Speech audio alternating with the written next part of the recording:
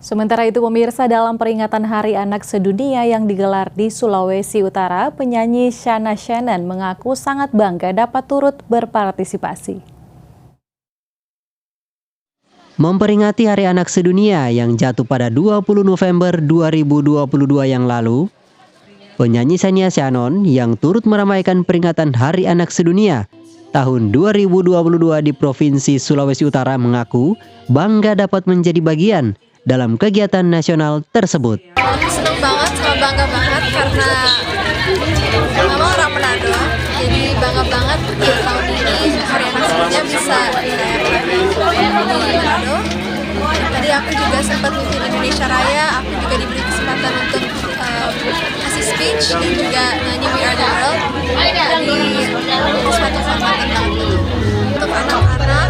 Setiap anak kan pasti dititipkan talenta dan potensi dari Tuhan yang luar biasa.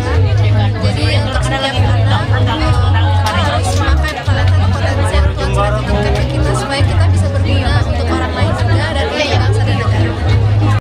Penyanyi yang sering membawakan lagu kebangsaan itu juga mengatakan, setiap anak memiliki potensinya masing-masing yang harus digali agar dapat menjadi anak yang berprestasi di bidang yang ia sukai. Tim Liputan, Kawanua TV.